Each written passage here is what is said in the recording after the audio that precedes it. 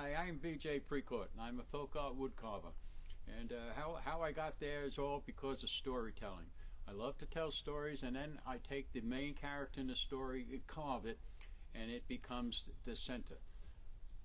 So this is a story about a man who was forced into retirement early on, and he didn't know what he was going to do for the rest of his life. And he asked his wife about it, and she had any suggestions, and she told him he ought to go fishing for the weekend and just set himself up out in the woods someplace, and maybe he could find out something that might decide what he wanted to do for the rest of his life.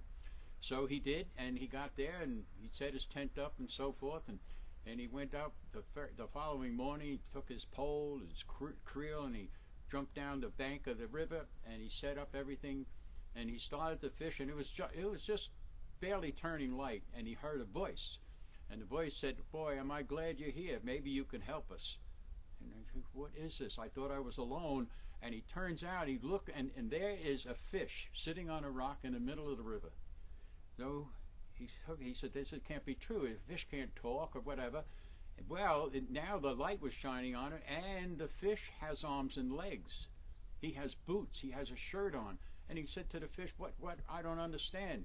And he said, well, we're very lucky. He said, we've been graced, and we grew appendages so that we could remove ourselves from the river so that we couldn't get polluted all day long. We need to get out of the river a half a day every day. And so we go out at night and we come back early on, and you caught me right now early on, and you're seeing my arms and legs, which will disappear, so is our clothes, and we'll swim again for a while. However, maybe you can help us.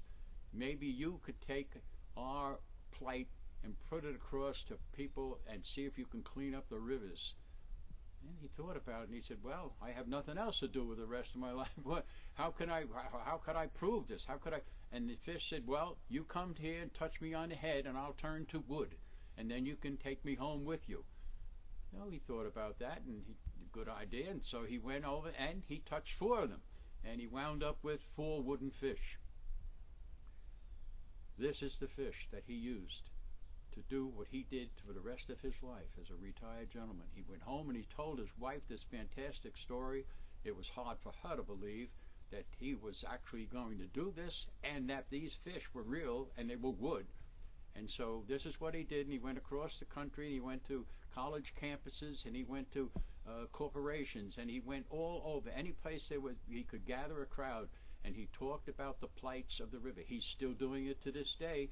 He's an older kind of guy with gray hair, something like me.